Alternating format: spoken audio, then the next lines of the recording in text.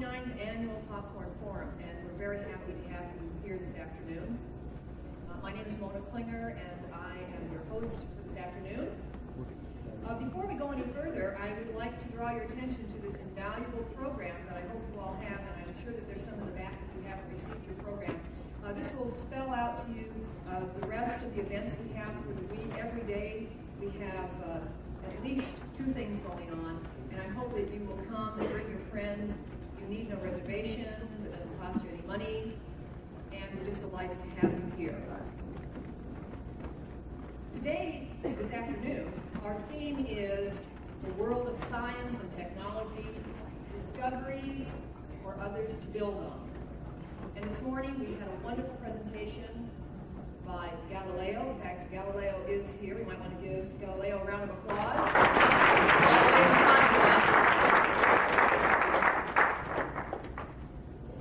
And this afternoon, Tony and his Popcorn Forum committee have scoured the world, the Western world, and for somehow, I don't know how he does it every year, but he has been able to bring the following scientists and inventors to speak with us this afternoon.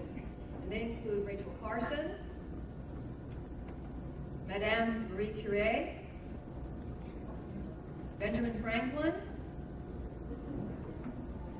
Sir Isaac Newton, Thomas Edison,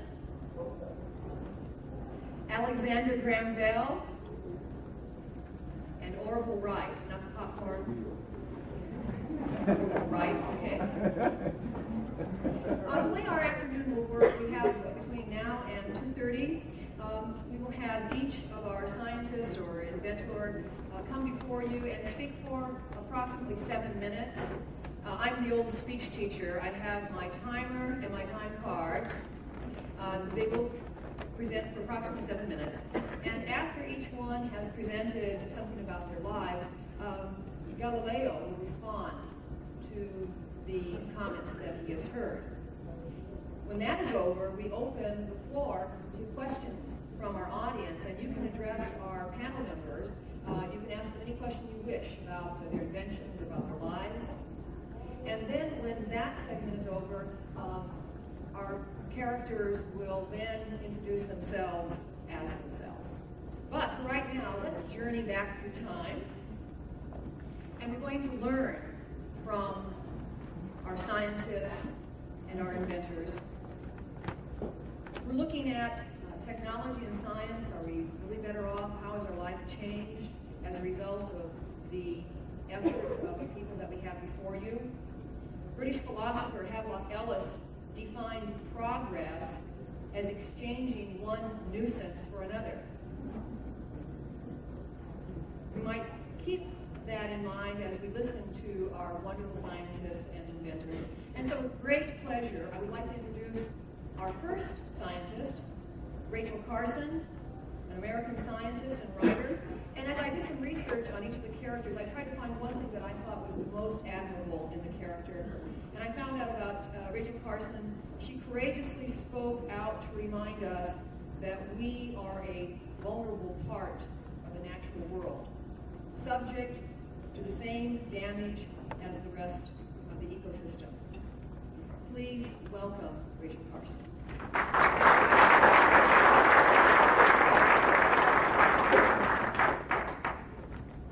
You'll have to use the microphone because of the video. Thank you.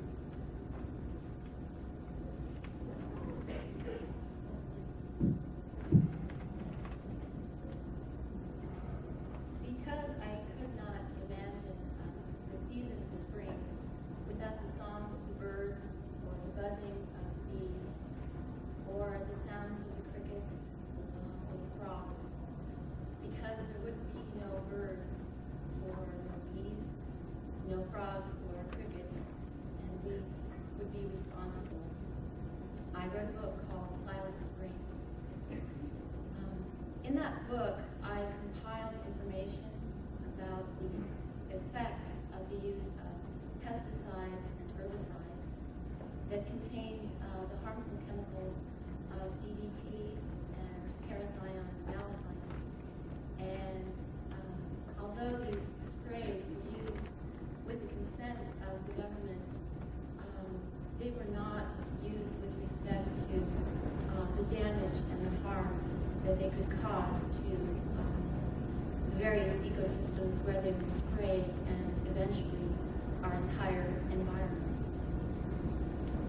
Initially, I did not want to write on this topic. I was hoping that another scientist or group of scientists would take this responsibility. But the longer the spraying went on, the more I realized that I needed to write this book. And I kept in my mind that man and people needed to know what was happening to their environment, how they were being poisoned, and how their environment was being poisoned. And they also had a right to protect their environment and themselves from the effects. I have brought a visual aid.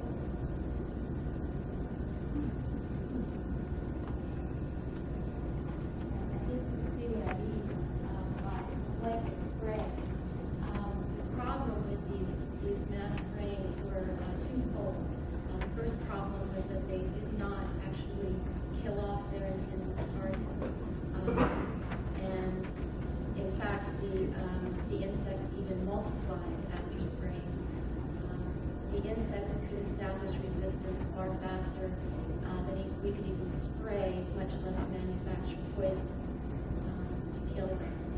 And also that the blanketing of the spray affected all of the life forms that were connected to that insect. In 1962, after my book was published, President Kennedy formed a committee to look at the findings published in Sun Spring. And gradually that committee became the Environmental Protection Agency, and the first Earth Day was founded.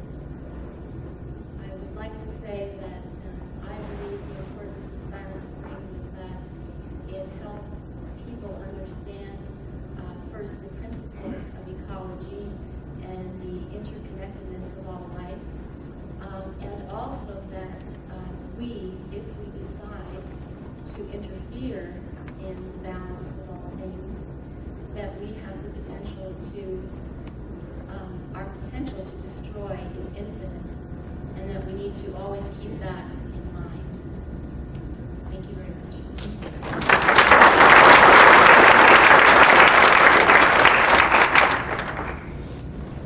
Thank you, Ms. Carson. Our next guest is Madame Marie Curie, Polish-born French chemist. She was a woman ahead of her time, a woman of science and courage, compassion, and yet she was stubbornly determined. Her research work was to cost her life. Please welcome Madame Curie.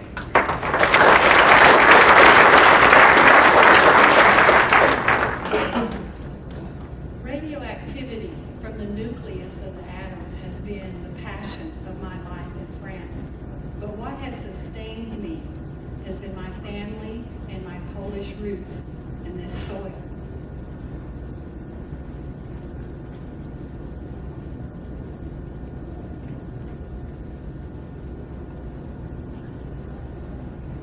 My mother died when I was 10, thinking where you were when you were 10.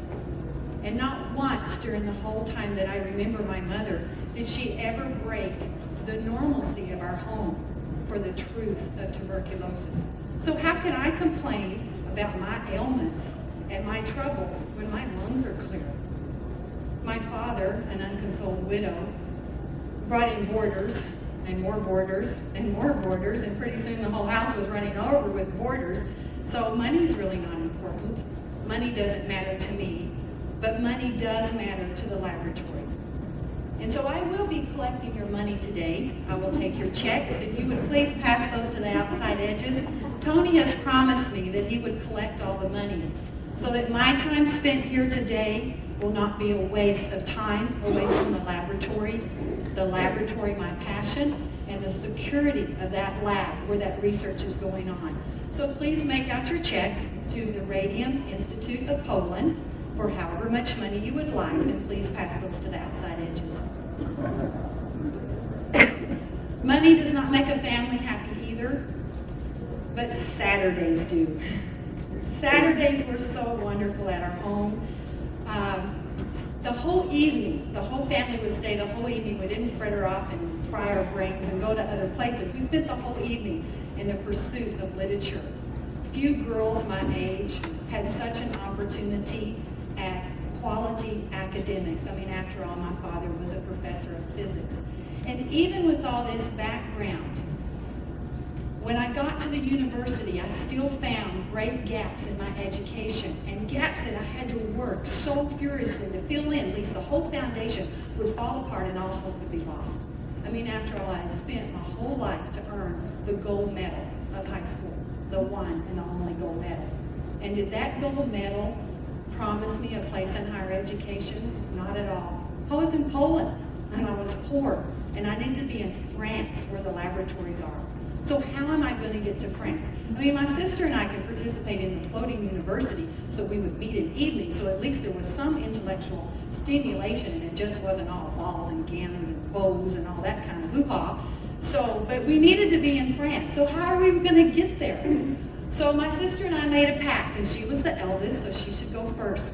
So my sister went to medical school first, and I worked as a governess. After all, I did have brains, and so I could teach people. And so I worked as a governess. I sent my sister to medical school in France, and then when she got out of medical school, then finally I got to get to the university. And at the university, I got 2 degrees, one in physics and one in mathematics. And what did 2 degrees earn me? A chance to spend 4 years in a shed. So 4 years in a shed. Others had discovered uranium. But I knew from my notations that uranium was not the only explanation for what was happening in a pitch plant. There had to be something else there more powerful. So for 4 years, Pierre and I worked with pitch plant in a shed. 4 years. Finally, we isolated radium and polonium, named, of course, after my homeland. And what did that earn us? A Nobel Prize, or a half a Nobel Prize, because we had to share it. A half a Nobel Prize in chemistry and a half a Nobel Prize in physics. And what did that get us? Celebrity. What a pain. People would come and they'd want to interview and they'd want to talk to you and they'd be interrupting your centrifuge and you'd spend 4 hours trying to extract something out of this pitch blende, and they wanted to talk about the color of your cap. I didn't even have a cap. I just had a place where I did my research. And so finally all the celebrity stuff kind of died down a little bit, and Pierre and I could finally get back to our work, into our concentration, into our love. After Pierre's untimely death, he was run over by a horse-drawn cart, probably thinking of something in the shed at that point. There were still projects to complete. There were still things to do. There was a laboratory to manage. I still was not a member of the Idaho Academy of Sciences, though, much less the France Academy of Sciences, and classes to teach. Oh, young lovers of physics. It was so necessary for the future of the laboratory, for those students to actually manipulate the equipment hands-on. Can you imagine that before my time as a professor, you just got to watch demos all day long? How boring. Finally, the students were allowed to touch the equipment and to manipulate it and to set it up and to see for themselves firsthand simple and clear experimentation, explaining natural phenomena.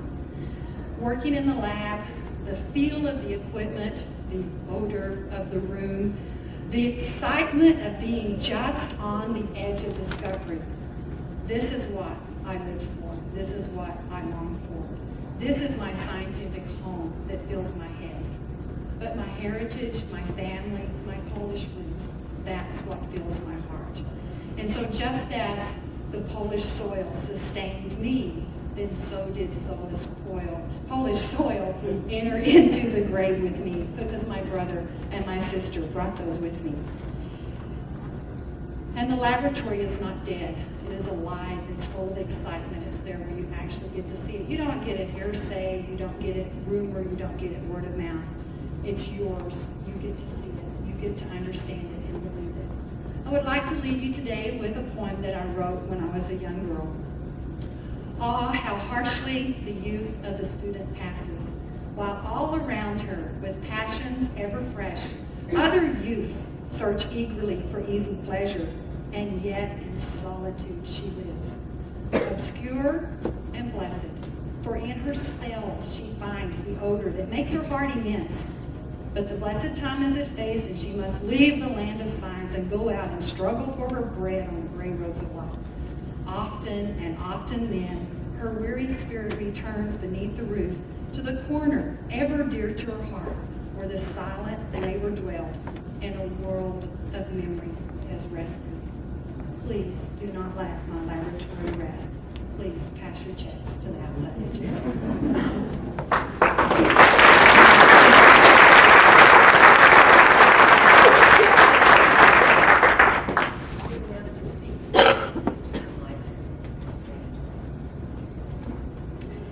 Thank you very much, Madame Marie-Curie. Our next guest is Benjamin Franklin, American Renaissance man. Much to be admired here. I found a quote that I feel spoke to me very deeply. Something from Benjamin Franklin. The noblest question in the world, he said, is, what good may I do in it? Please welcome Benjamin Franklin.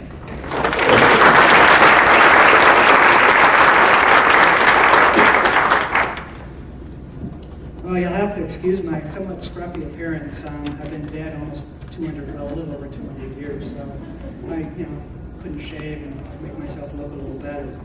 Well, I was born in 1706, January 17th, and I had kind of a really rich and full life. I have to admit, I went a lot of different directions and I did a lot of different things.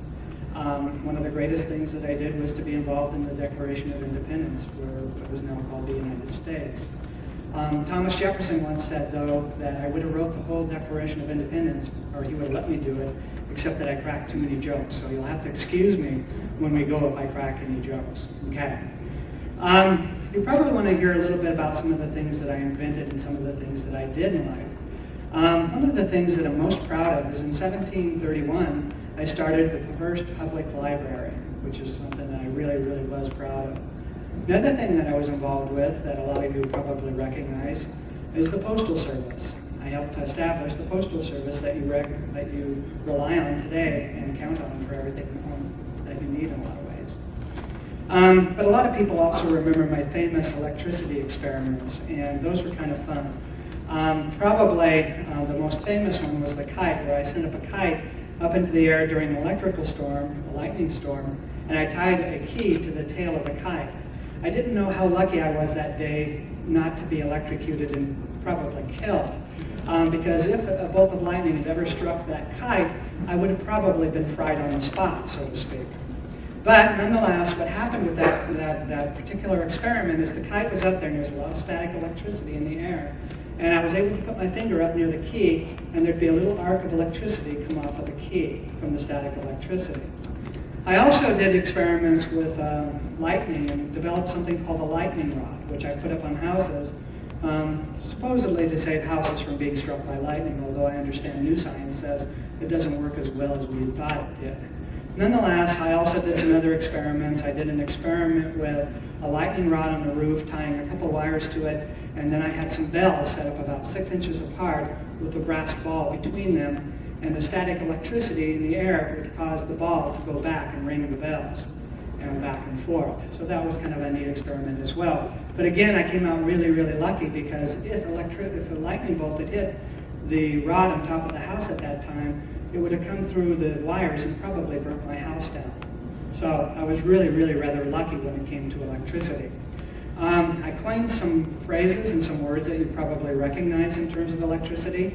Battery for one, conductor for another, condenser, positive and negative charges, electric shock. I have a little experience with that. Electrician. Those words are words that I came up with.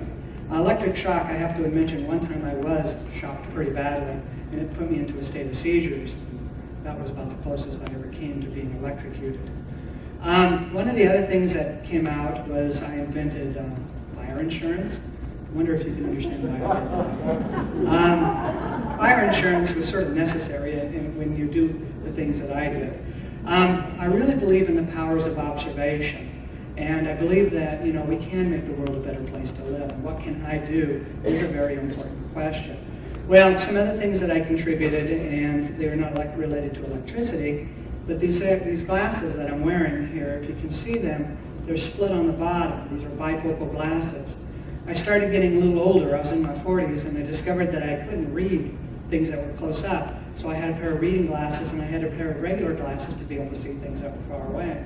And I developed this thing called a bifocal, where you split the lens, and then you can have both in the same pair of glasses. Another thing that I invented that you probably still use today, from what I understand, is the Franklin stove. The Franklin stove is a stove that burns wood much more efficiently and reduces the amount of smoke that goes out into the air. Other things to my credit are the catheter, which is used in medicine, and numerous other little things that I contributed in the world of electricity. My greatest contribution was not necessarily my inventions, and every one of those I did believe fully would help people out. My greatest contribution, though, I feel, was in my statesmanship with helping draft the Declaration of Independence and the articles thereof, and I really was proud of that particular event. 2 months before I died, in 1790, I also wrote a very strong letter calling for the abolition of slavery, which is another thing that I have somewhat a lot of pride in terms of what I did. Okay, thank you.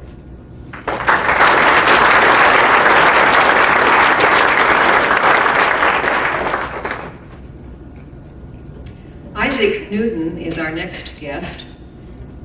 He was an English mathematician, and in the research I did, the biographer was, I think, in love with him, because he said he was the culminating figure in the scientific revolution, and perhaps the greatest scientific genius of all time, Isaac Newton.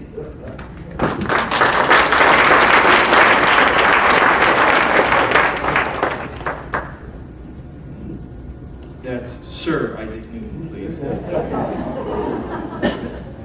I was knighted in 1705 by Her Majesty Queen Anne for reasons that she probably thought were necessary to mollify some of the political factions of the time, the Whigs and the Tories. But I believe that it was rightly deserved because of the work that I had done even until that time. One of the most important works that the world has ever seen is my Principia. My second work that had been published just a couple of years before my knighting was Optics. And these two works stand as two great foundations to what we view, what I view, as understanding how this world is made. These were a result of much diligence, soul-searching, and individual effort. During some time when the plague struck Europe, and I had the time to return to my home at Wolfster and have some quality time for myself. Much of that resulted in my being appointed to the Lucasian Chair of Mathematics, Trinity College at Cambridge, and then my election as a fellow for the Royal Society, which I eventually became president of for well over 20 years until my death.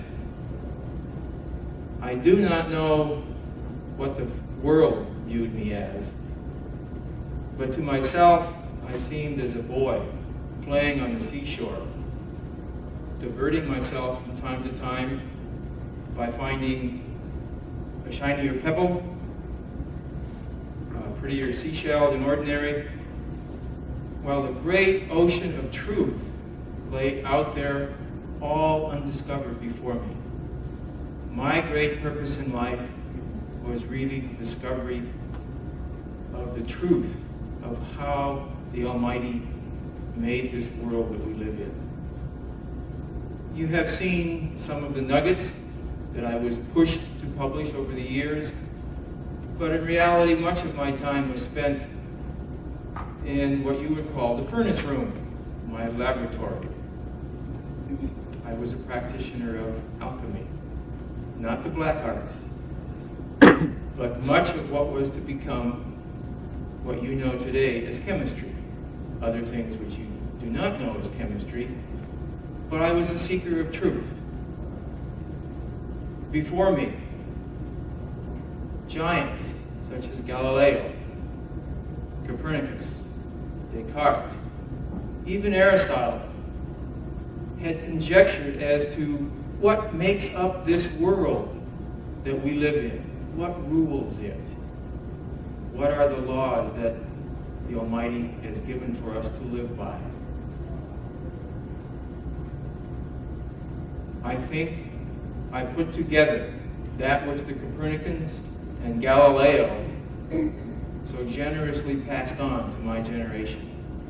I wish Galileo were to have lived but a few more years, but I was born later in the year in which he died.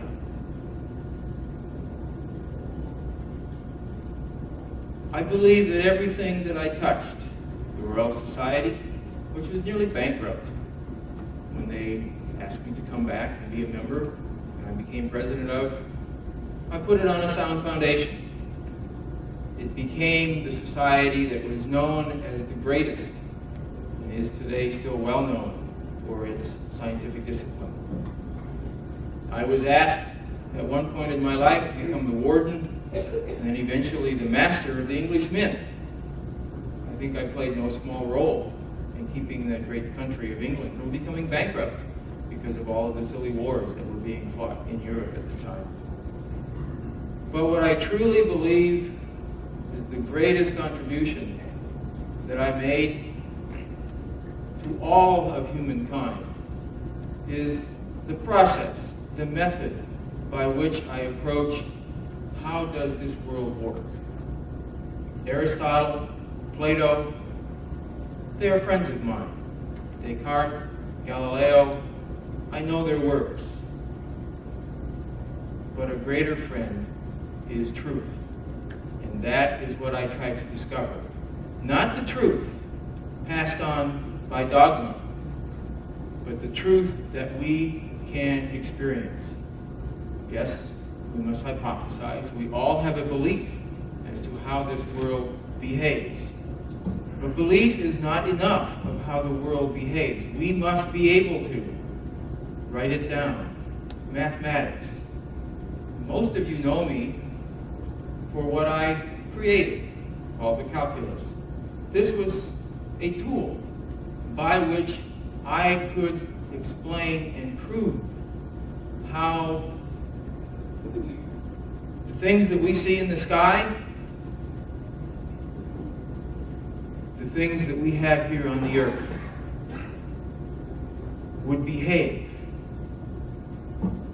I can not only predict what will happen to this rock if I throw it into the air, but I can also predict what will happen to the planets, where they will be, when they will be there, and why they will be there. I was not the first to conjecture the inverse square law governing the motions of all bodies, heavenly or earthly, but the mathematics that I created, the calculus, what I call fluxions, fully explains and leaves nothing to imagination. This notion that we can simply explain by belief how the world behaves does not belong in the world that I am trying to create. Probably what I am most proud of is my legacy, termed the Age of Enlightenment. And that is, to fully understand this world, you must have a hypothesis, but you must then go beyond that and show that your belief, your hypothesis, actually predicts what will happen. And you must open that to being tested. You must be able to experiment. You must be willing to look at the world. I agree wholeheartedly with my compatriot Galileo that the Almighty who created this world has given us two great books. One of them we call the Bible. That is our book of faith. The second is this book of the universe. And that is what I wish to understand. That is what I wish to explain.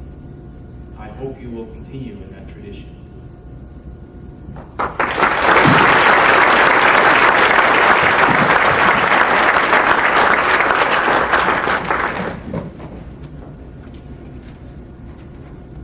Our next presenter is American inventor Thomas Edison.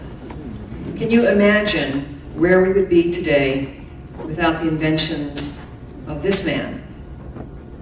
This is a man who had only, what I understand, 3 months of formal education. The Wizard of Menlo Park. Let's give him a round of applause.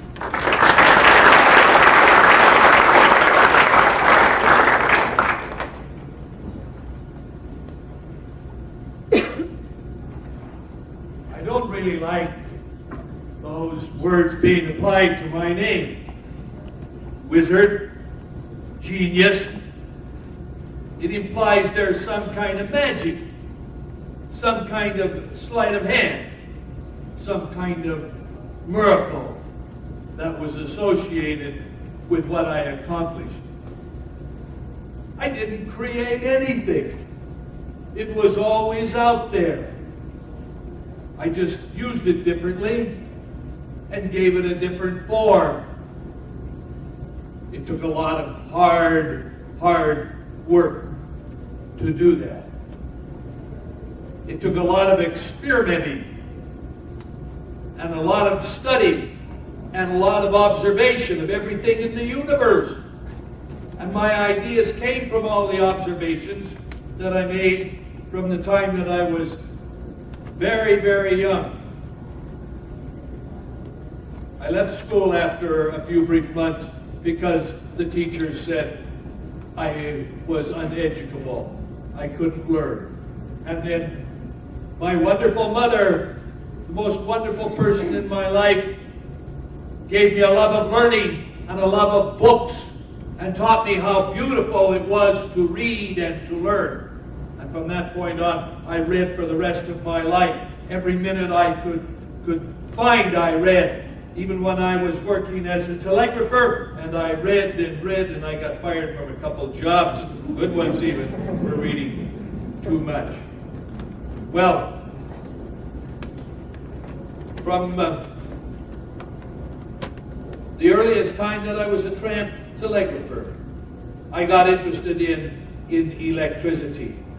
And I observed and worked as a telegrapher in all manner of cities, Memphis and Boston, and almost went to Brazil, but a revolution stopped that. So I went back to Boston and Montreal, back to New York, and then in Newark I started to work on the stock ticker.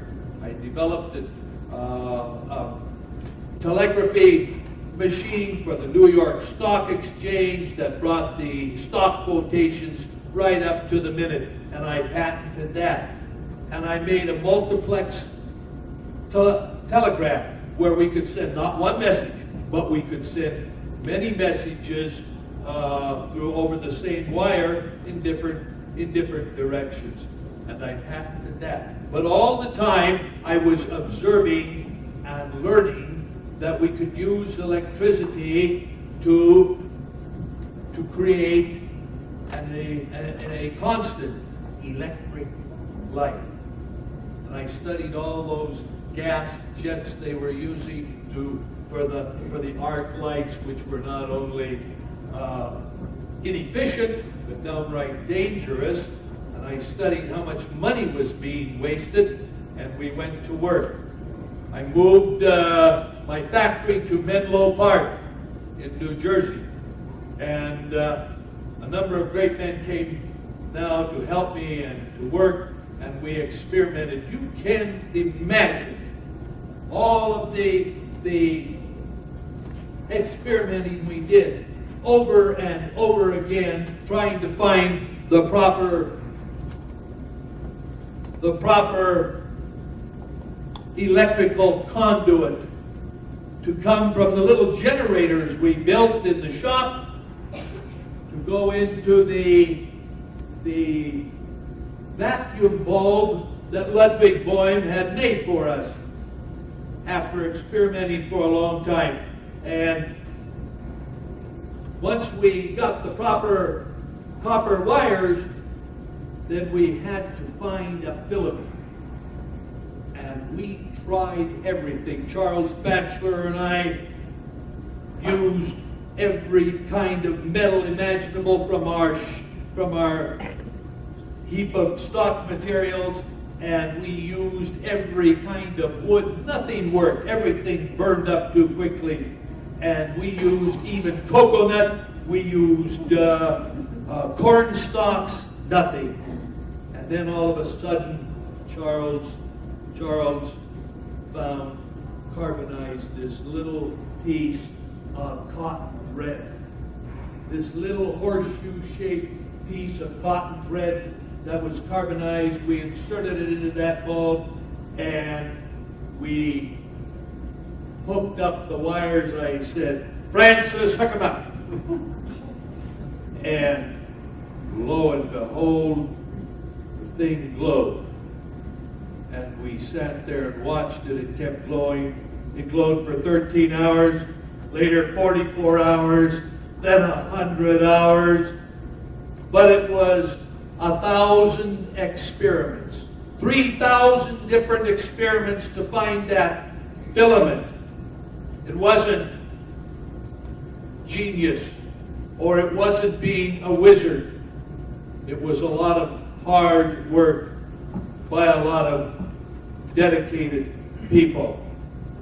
And then once we got the giant dynamos set up to light all of New York City, just a part of New York City at first, the lower Manhattan, but we did light the banks of J.P. Morgan and the New York Times.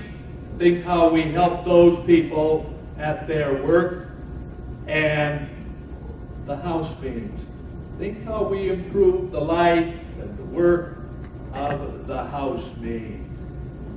Think how we improved the lives of everyone. Now is the summer of our discontent, made glorious summer by this son of New York. And all the dark clouds over our houses were buried in the bosoms of the oceans.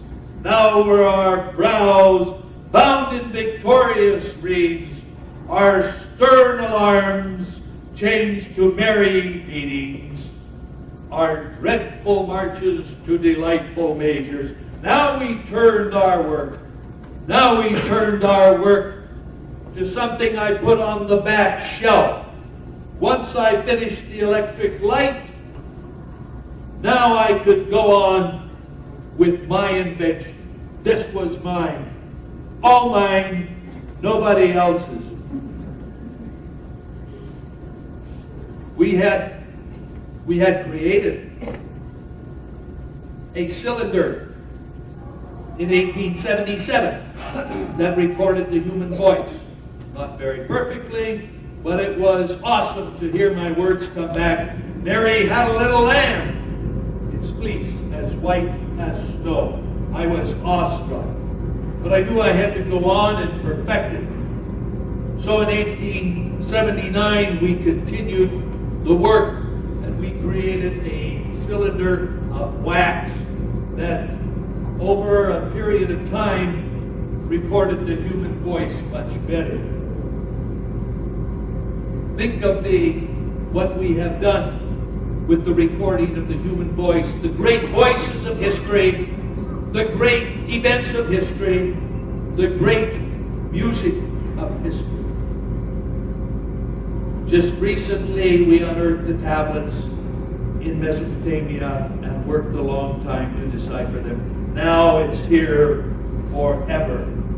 All the great voices, all the history, all of the music.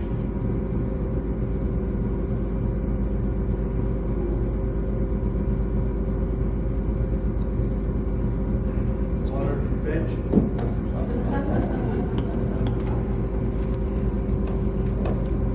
If you have to wind them up a little bit.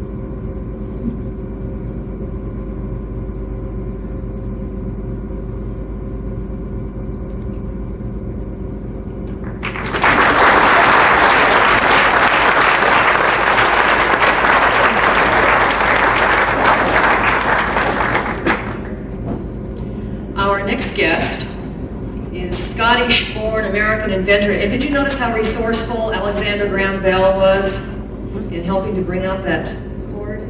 No wonder you are a great inventor. He is one of the best-known inventors and physicists that our country has known.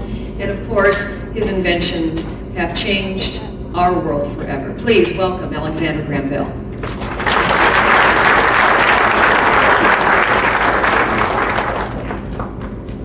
Can't believe how good it is to be here today. One of the things that I think that so shaped my life was the love of life. And as far as helping out Thomas Edison with the cord, well, I did that so many times in my life with some of my inventions that it was just second nature. I am old. I came before many of you, but certainly not before some of the esteemed guests here today. I was born in 1847 in Scotland, in Edinburgh, to a family of Alexander Bells. It's very easy to remember my name because my father's name was Alexander Bell, my grandfather's name was Alexander Bell, and if we had any relatives other than that, they were probably named Alexander Bell. I did not become Alexander Graham Bell until I was 11 years old. And we have a lot of young people in our audience, and I wonder how many of you got to pick your own middle names? Anyone? No, not yet. Well, now that you have something to talk about at home. So many of my contemporaries and I share a lack of education. I was homeschooled by my mother. My mother Eliza was deaf. And in that experience of profound education and wonder, I learned to have an incredible desire and drive to work with the deaf all my life. Of all the things that I have done in my life, the greatest is that I was a teacher of the deaf. And during those 11 years, I had to deal with not only a wonderful mother, but a very strong father. A father who was very famous in England, very famous as a speech physiologist. He invented things that were, in my mind, incapable of me escaping the glorious fame that he suffered was suffered much worse by me as a child, because I never thought I would be anything in the shadow of my father. In addition to a strong father, I had an older brother named Melville and a younger brother named Ted, both of whom were much more gifted at education. When they went to school, they actually learned things. I didn't. I had about 2 years of high school, which many people have since written that I finished. I finished only because they let me go, and they didn't want me back. But that was a time when accomplishments spoke as well as what was written on a piece of paper. And so I was able to begin teaching when I was in England. As a young lad in my teens, I worked as a speech teacher, teaching a number of deaf students. My father had invented something called visible speech, which was a great gift to the deaf because it allowed someone who was deaf to be able to talk.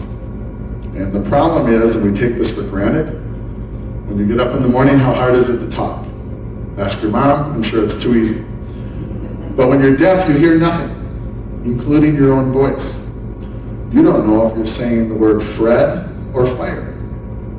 But with visible speech, my father wrote down the position of the tongue, position of the mouth, position, if you will, of the back of your mouth, and he created an alphabet of sorts that allowed him to copy down verbatim any language in the world. And he did not mean this to be a simple thing. He meant it to be the universal language of the world. And he meant to make a lot of money doing it. And he wanted the government of England to take care of that.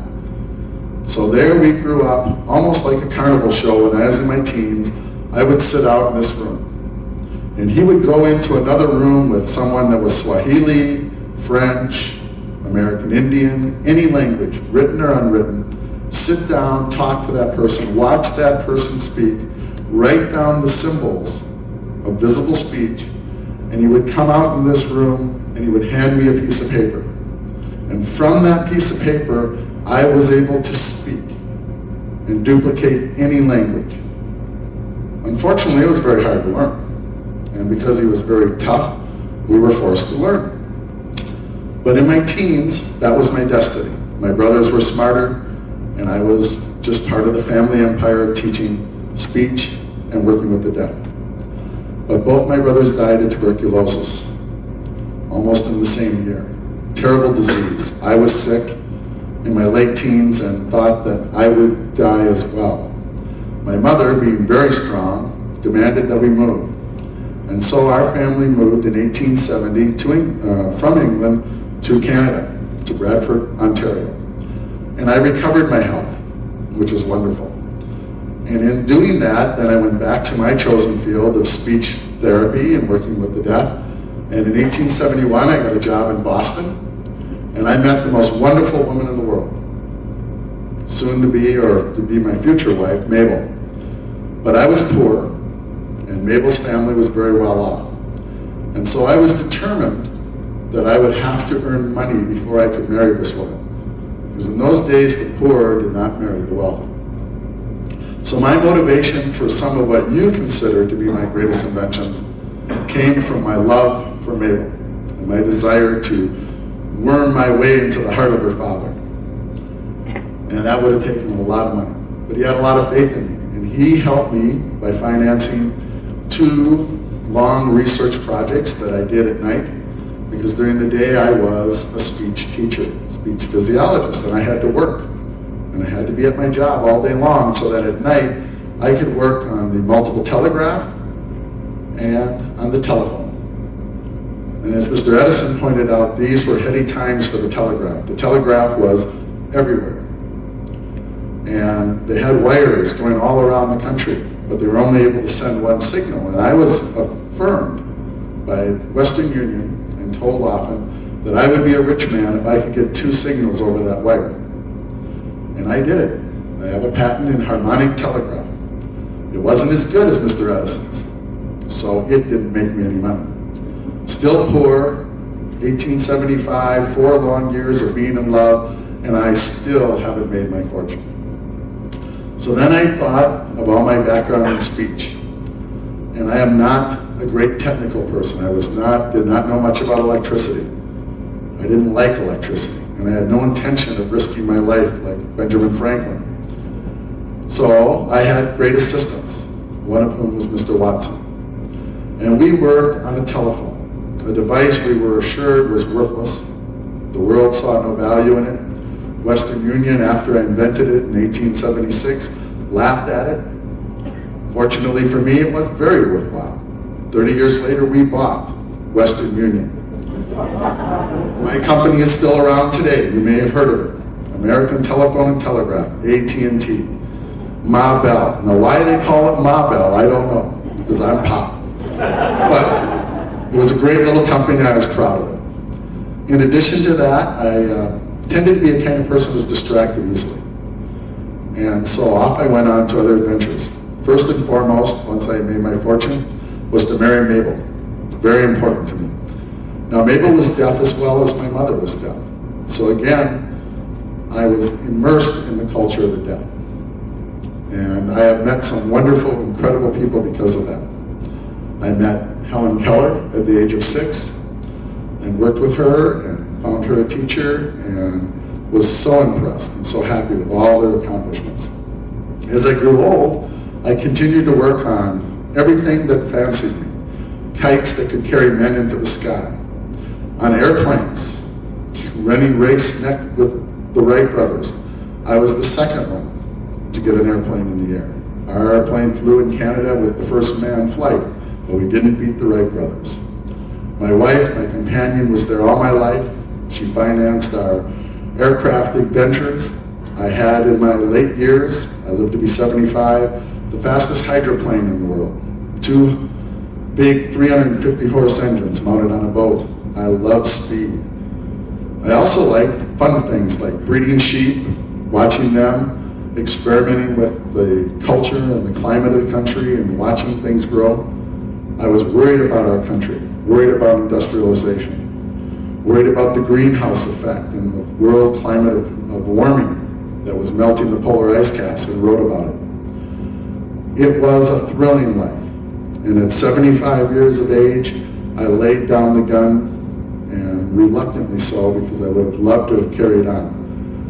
And only now hope that in hearing this, some of you can pick up some of the many experiments I started but was unable to finish. Thank you.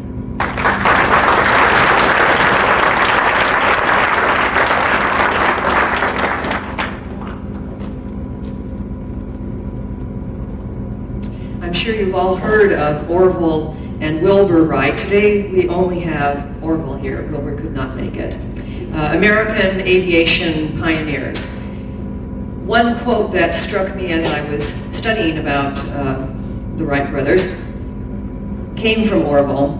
We were lucky enough to grow up in an environment where there was always much encouragement to children, to the children of our family, to pursue intellectual interests, to investigate whatever aroused our curiosity. What a great way to grow up. Please welcome Orville Wright.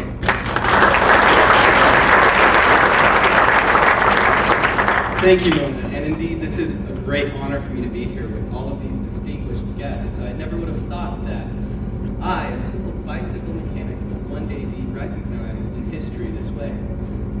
The other day I was scrolling through one of your stores here, Kmart, and I came across a toy airplane. It's made out of balsa wood, and what it is you wind it up for a while, about 5 hours or so, and then you can let it fly. And it reminded me when I was a child. Any of you played with those toys before? Yeah? Kind of fun. I liked it. When I was a child, my father bought me a little helicopter. It was very similar to that. And it was wound up by a rubber band and then would fly. And my brother and I looked at them and thought, wow, if things like that can fly, then why can't we? It inspired us. We became fascinated with flight.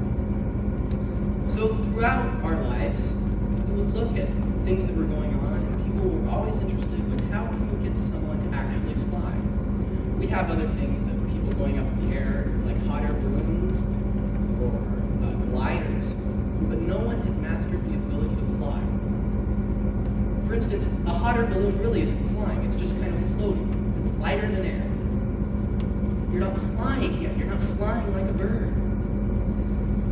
A glider is kind of the same thing. You're just floating, gliding through the air. It's closer, but it lacks the ability to be self-propelled. It doesn't have an engine. It's dependent upon the wind or the air currents floating upwards.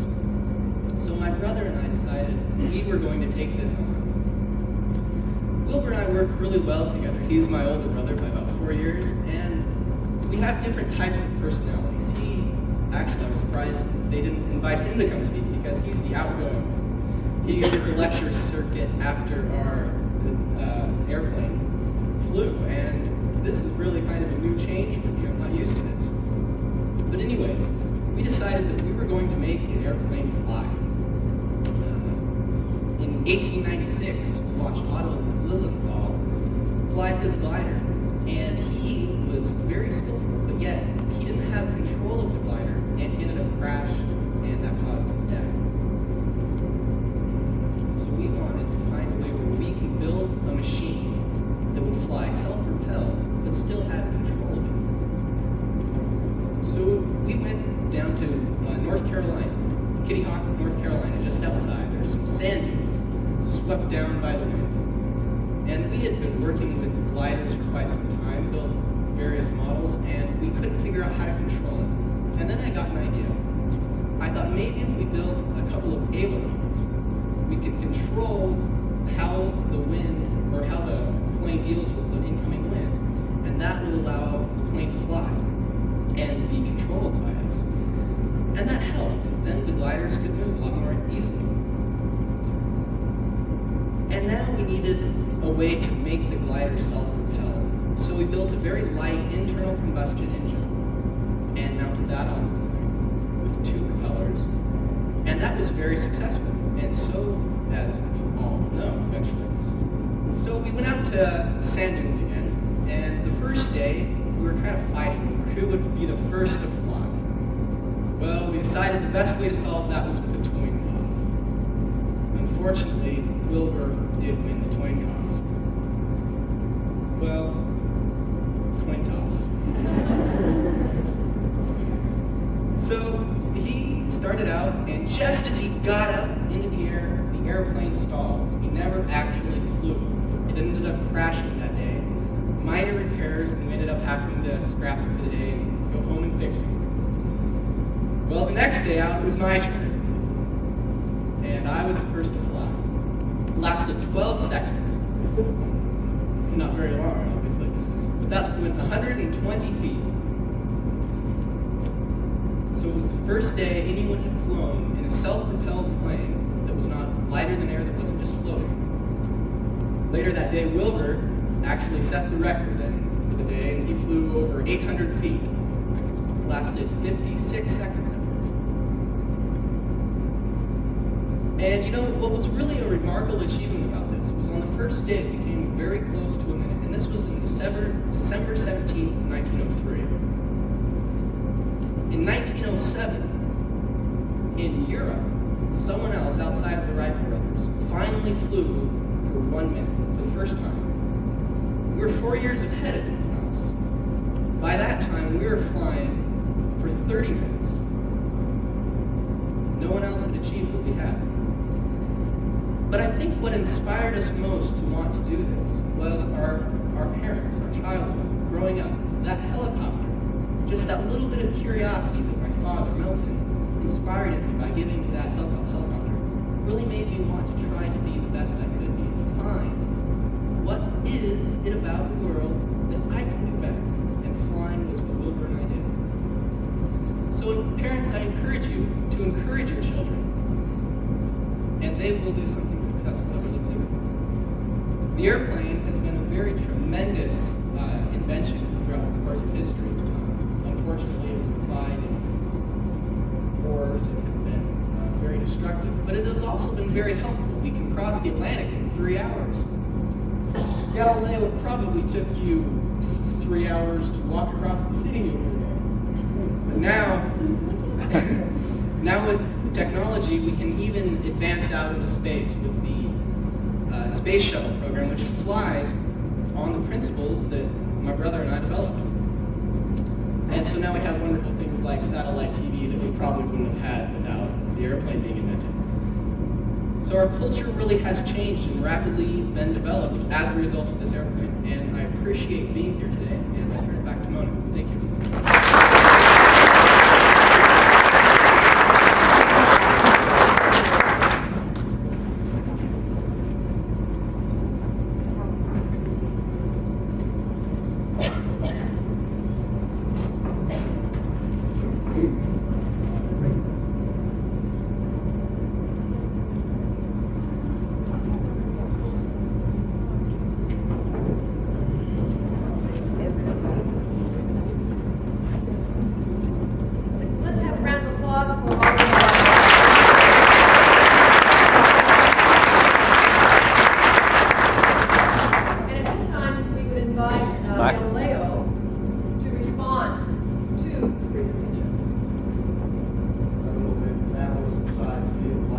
glass of water, but I'm going to get a glass of water at this point, and then I'll address that.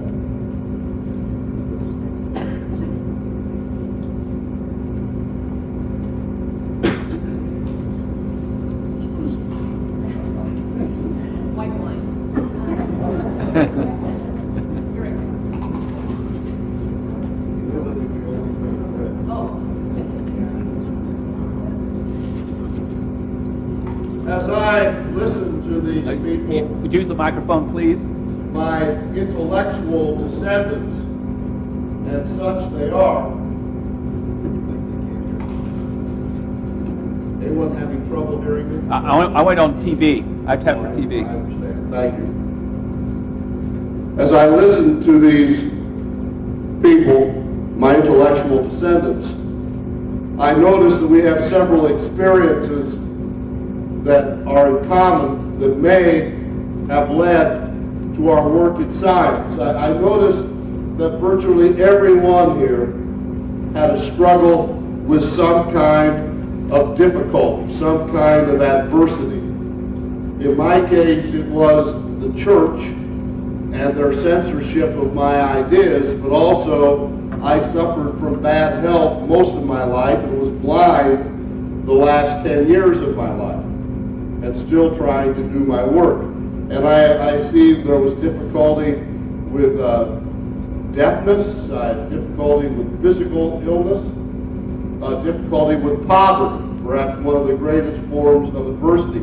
I also notice in common with every one of the people who spoke today, they experienced failure over and over again, and they learned one of the most valuable traits of the scientist, which is repetition and persistence, without which I do not think anything can be accomplished in science. I also noticed that all of the people, in some ways, were involved in instructing and teaching others. They passed on a legacy of their knowledge. There was not a, shall I say, selfishness with their knowledge. And I think this is the attitude of the scientists as well, because it is the concept that in science, we always have a piece of an idea. If we can share that idea with someone else, perhaps we can find another piece and we make progress. So I noticed that. But perhaps the greatest thing that we have in common is the concept that you must prove your theories. You must develop evidence from the senses. You must develop experiments to test your theories. And you do not simply accept things that seem correct to you by logic, or even one of the things that I was prone to do. If I could prove it mathematically, I was often satisfied. And every one of these people managed to go beyond that. I was also interested in Miss Carson using this device right here, which I understand Mr. Edison had something to do with. What a wonderful gift to be able to visually record an experiment and to be able to look at it over and over again to suggest ideas on how you could perhaps do something differently, or perhaps what you might have done that contributed to the success or failure of the experiment. And this, I think, is the great trait of the scientist, to be able to question and examine that of which you are completely convinced is correct, and you still have the ability, perhaps even the lack of pride, to go back and question yourself, to look for another door. I also want to particularly commend Mr. Franklin, Mr. Edison, Miss Bell, well, I guess everyone, including Sir Isaac Newton, because these were scientists. Everyone worked with their hands. Every one of them worked at crafting some type of mechanism, some kind of tool that they needed in order to proceed with their experiments. And you see, in my day, I was extremely unusual because I actually crafted and developed machinery for my work.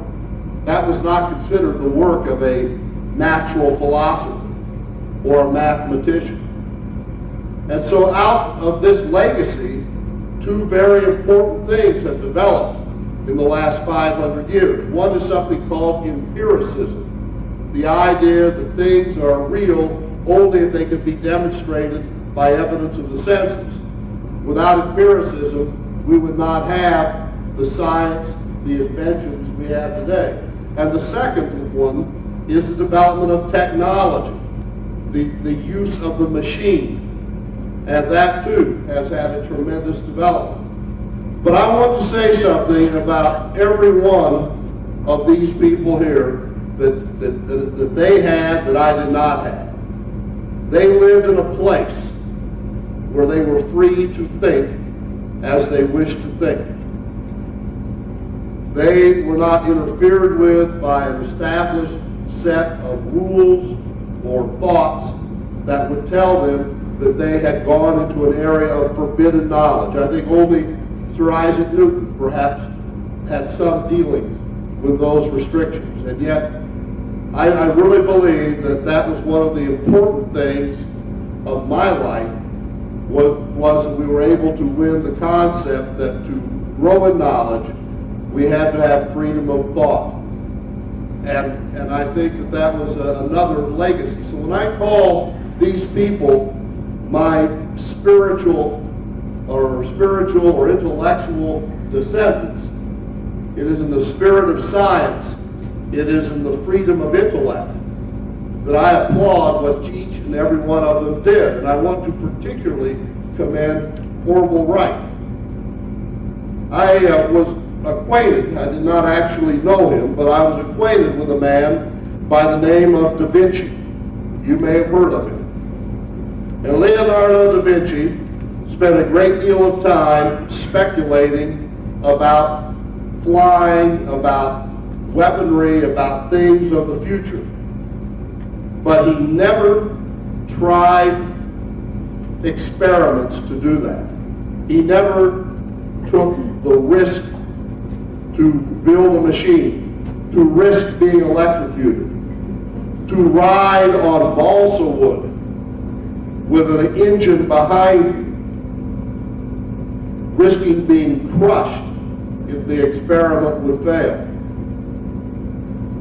And this element of courage for the sake of knowledge is, I think, one of the great traits that has characterized science in the last 500 years. And to Miss Carson, particularly, I want to applaud something else, something that I didn't think about, and it's something that most scientists perhaps don't think about. But scientists must learn that in the search for the truth, we must also have a conscience about the truth, a sense of values, a sense of our duty to humanity. And so I believe that Ms. Carson has pointed an important new direction for the science. The concept of not only seeking the truth, but having a regard for ethics and value for all humanity. And so I applaud you, my descendants, and you give me great hope for what the next millennium may bring to us. Thank you very much.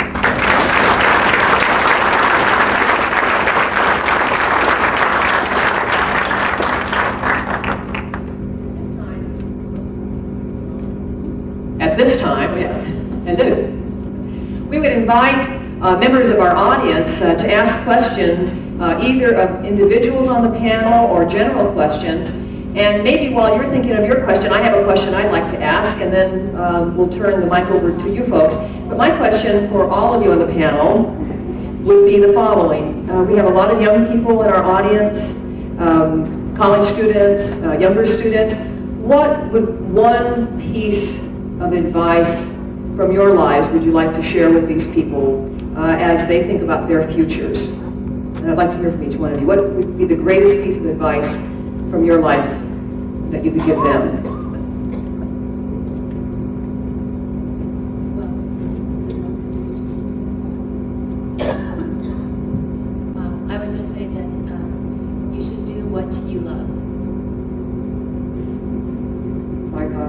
to observe and to be adventurous and to go out and explore. I would encourage you to have a lifelong love of learning and to read everything, not just in one vein, but read everything in large, in the best literature that you can find, particularly in the area of government and politics, to become as informed as you can about that. It's very important. Some of the leaders in the history of the world have caused problems with people who never had any background in reading anything about their governments or in the history of all mankind. I would say to accept the challenge when it comes to don't be afraid of exploring unknown things, the things that challenge you, excite you, again, things that you love but yet don't know about. Those are the greatest to explore. I would say that if you have passion about it, you can work from dusk till dawn. You can work the whole time, do what you love, work at it, work at it, work at it, and then every once in a while ride a bike or take a long walk and come back to work. I would say to question, to never accept anything on face value, to always question, to come up with your own reasons for being. I would say to be curious, and then once you have found something that you're really curious about, and you have developed a passion for it, never let your passions go, and live your life to fulfill your passions. Thank you. Are there questions from their audience? Yes. I noticed that many of our esteemed panel decided to bring the influences of their parents rather than that of formal education, giving them the motivation, inspiration to grow and learn to create. I am thinking of some of them, especially Orville Wright, might have overemphasized the influence of their fathers, because I know that Orville Wright's father traveled a great deal. So I feel like those of our panel who had a very positive influence from their mothers. The question was, we have to repeat this for the camera, what kind of influences did you have from your mothers? Is that correct? Yeah. My mother, Catherine, actually had a very profound influence on me. She was college educated, and she really loved the idea of inventiveness. And she really inspired us, my brother and I, to be very inventive, looking at different ways to solve problems. And she developed that for me, and I have to give my mother a lot of credit for that. So I appreciate you pointing that out for me. Any other panel member? I only knew my mother until age 10, but what I did learn from my mother was that my private life was my private life, and those things I would keep inside me, and that the public things and the things I was doing for my experimentation, but I wasn't to complain about my private life in the public. I would have to say that my mother was instrumental in encouraging me to write. Although I was a scientist, I also wrote quite a bit. I think that one of the things about my mother that was so wonderful is that having had such a strong, intolerant father, that my mother was willing to accept and to emphasize those things which came to me. And so while I didn't enjoy school, my mother taught me the piano and worked with me and allowed me to develop a great gift of playing the piano that I continued throughout my life and enjoyed. And if all mothers really were able to hand to their son or daughter a greater gift, I don't know what it would be but acceptance for what you are. As I pointed out, my mother taught me to read. My mother was my teacher, she was my educator, she supported me, and even when I was almost totally deaf, she allowed me to go out there into the world. 12 years old, she gave me all the support and the affirmation that I needed to live a full life. One of the things that I meant to point out, and I'm glad we had the question, was how important parents have been in the lives of everyone but Benjamin Franklin. And actually, I happen to know that his father particularly was a great influence on him, but he left home at 17. But my mother was important because she gave a stable family to us. But my father was probably the greatest influence on me because as a court musician and a mathematician, he taught me to continually question and examine. And I think much of my desire for measuring and questioning came from him. But I found it very remarkable that all of the panelists had strong parental influences, particularly, it seems like, from their mothers. Do we have another question?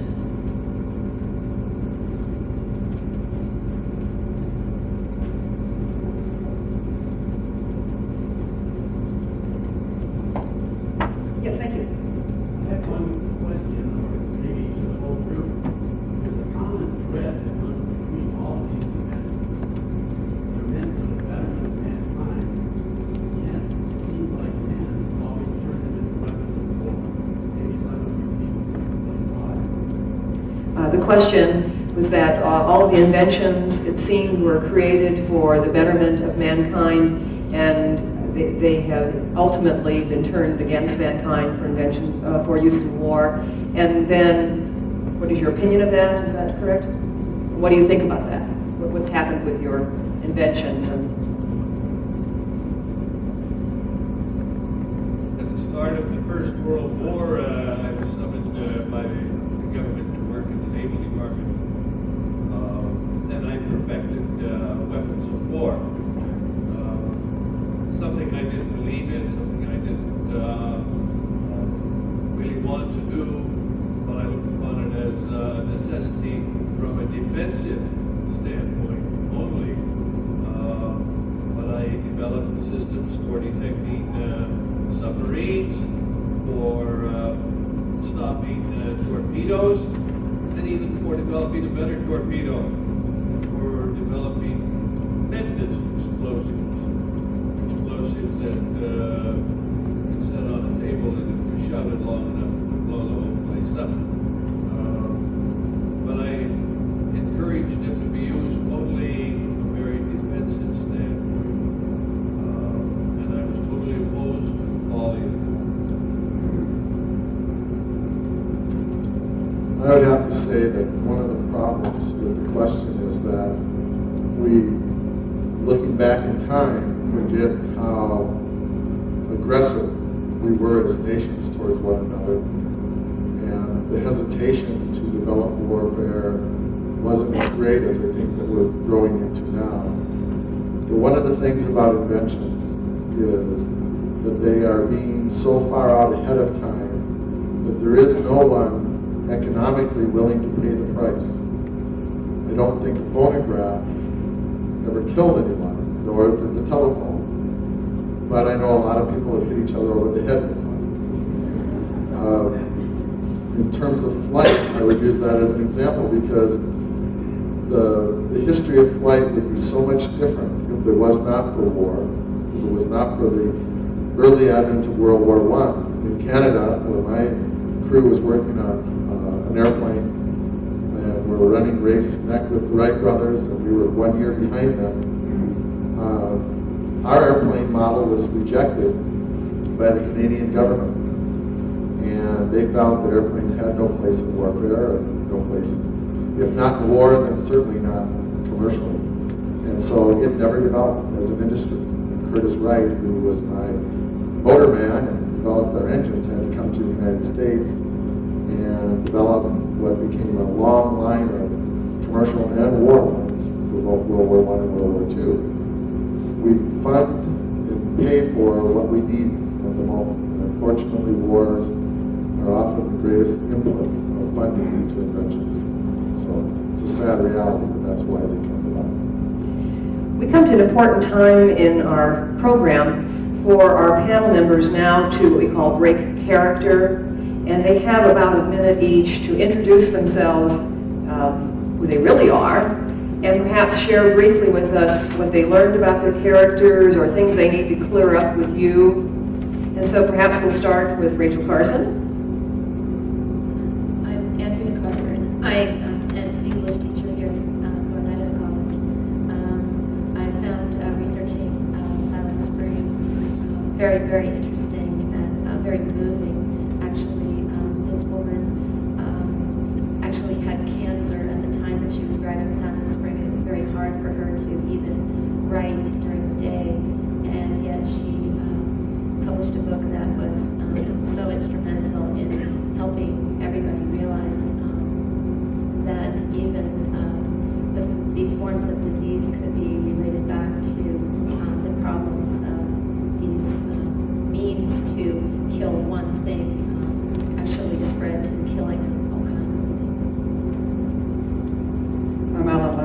teach sociology and anthropology here at North Idaho College. I've done Ben Franklin several times now, and I've learned a lot about Ben Franklin. I've learned about his inventions, I've learned about him as a person, I've learned about him as a contributor to the Constitution of the United States. I have to admit, Ben Franklin did a lot of things that were exceptionally good.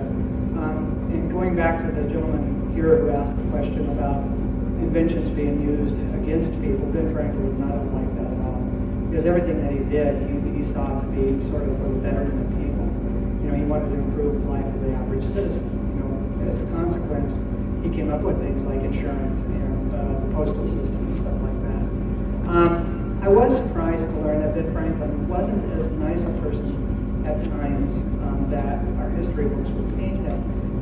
When he was in France, he was kind of known as a womanizer, so he kind of got himself into some problems in that regard. And also, when he was in the States, one of the things that he did, and a lot of people don't realize, even though he wrote that he advocated the abolition of slavery, he was really himself part of the problem that the Native Americans had to confront with in terms of he put a bounty on people's heads to clear land that he wanted to sell or to get himself, and he wanted to get rid of the Indians off of the land. And so I was disappointed in some of the things that Ben Franklin did, but most of it I can say I'm really, very pleased with, because he was honestly overall a very good person. My name is Ken Hull. I'm a retired school teacher from District 81 in Spokane. I retired after about 37 years teaching. I was a history teacher, and I've always loved history. I didn't know very much about Thomas Edison at all, though. And now I've learned more about him than I didn't really know what to cover today and which chapters to go down. One of the things I think is important contribution of Edison was the fact that he really intensified what is known as the machine shop culture in letting the man on the work floor decide what should be done, what projects should be made, what things should be accomplished. And we've kind of gotten away from that, I think, in our modern production, in our modern industry. The MBAs from Harvard and Yale make the decisions today. Edison didn't have much struck with college professors at all. He thought that theory and philosophy didn't amount to very much at all, and that it was the hands-on work on the floor, that it was the man on the floor doing the hands-on work, putting things together, working really hard, that's where the greatest accomplishment was. And I think today we kind of gotten away from that. Maybe that's why our modern automobile industry tended to suffer some decline. We tended not to listen to the man on the floor about putting together a better car, a better engine. We're trying to get back to that. Edison was responsible for, I think, strong industrial culture that created skilled craftsmen for a time. My real name is Dan St. John. I'm a marketing director out at Silver Lake Mall, so I'm out of the academic world. And it was fascinating for me, I think, to take a character like this because he was so well defined as the telephone inventor. And that is such a poor reality of what the man was about. And he did it very specifically to make money so he could get married. And he never made any bones about it. He was very glad it worked. And I'm sure all of you have used it today, so that's wonderful. But I think what was the thing that I learned and would continue to cause me to read more about this man is that he kept going. He invented the telephone while he was still under 30 years of age. And for a lot of people, you reach a peak and then it's downhill and it's, sad stories after that. This man went on and on and on and did just over 20, they had over 30 patents. And he did it with a lot of teamwork. He definitely believed that other people were more valuable than he was in terms of making these things into reality. And he had a real love of getting this information out to the public. He founded the Science magazine and also National Geographic magazine, because his son-in-law was the third president of the National Geographic Society. So he put a lot of money, and almost all of his fortune went into making these things a reality. And so he certainly turned me on to the idea of being a universal man.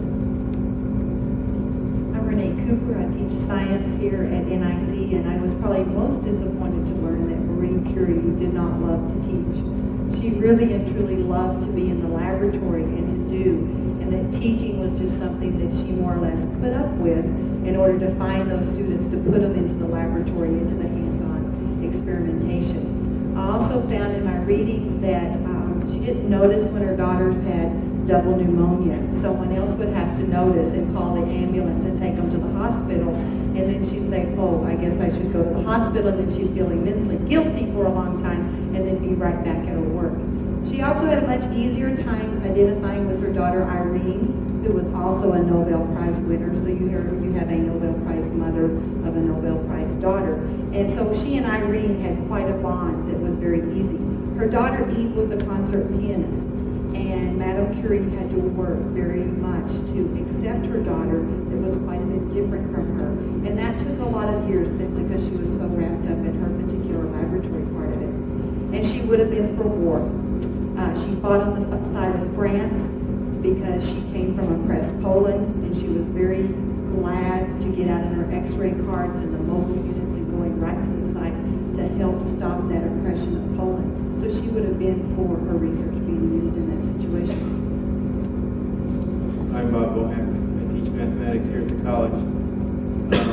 My initial background for Sir Isaac Newton, because of my math major and physics minor, I was somewhat taken aback to learn of the side of Newton that we don't see in the textbooks. He did not ever know his father. His mother abandoned him. He was a loner practically all of his life. He spent 30 years of his life bending over furnaces in a back room, trying to figure out alchemy, chemistry, and came very close to suffering a mental breakdown over probably that, as well as some personal relationships that went very sour for him. He was an iconoclast. He probably at one time felt that he was very close to being the Messiah of the Second Coming. He spent 30 years, actually spent his entire life, reading not just the Bible, but every work that he could get his hands on that dealt with all of the councils and all of the participants of the council to figure out where he stood with Christianity.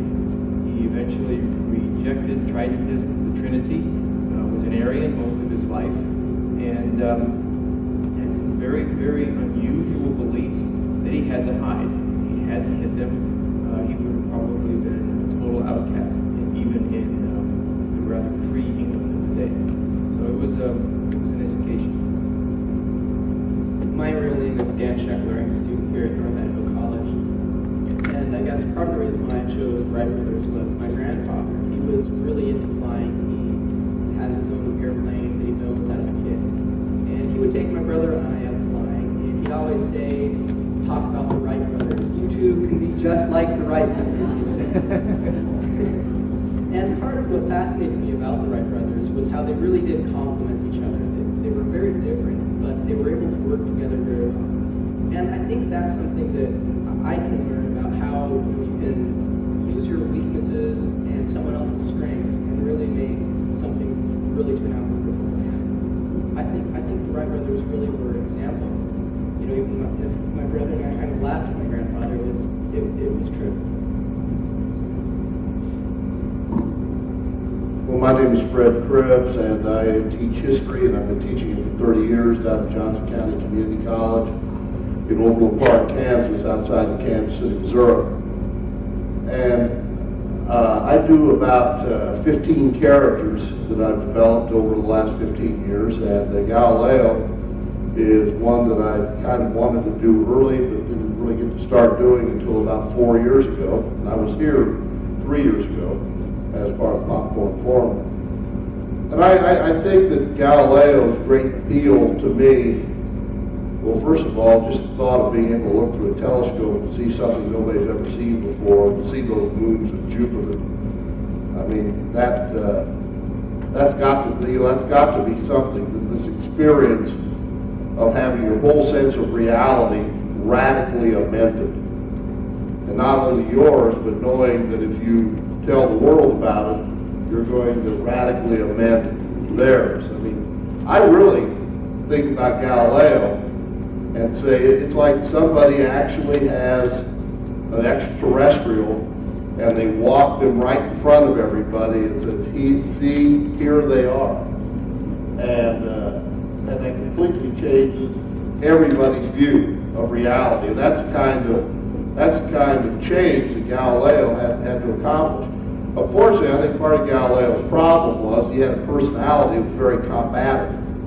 And so therefore, I think that in places where he might have been able to maybe create consensus, he was perfectly glad to create polarization. And some of his difficulties, I think, with the Catholic Church came from the fact that he basically didn't know how to approach the church in order to perhaps create expansion rather than simply revolt. But I do believe that when we talk about the modern world, there are 5 great characteristics of modernism. And these are nationalism, liberalism, secularism, empiricism, and technology. And as near as I can tell, Galileo had something to do with all 5 of those.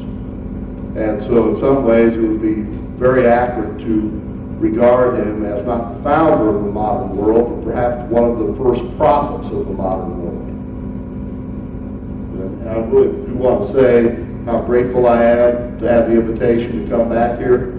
Thoroughly enjoyed myself today. Thank you for having me back.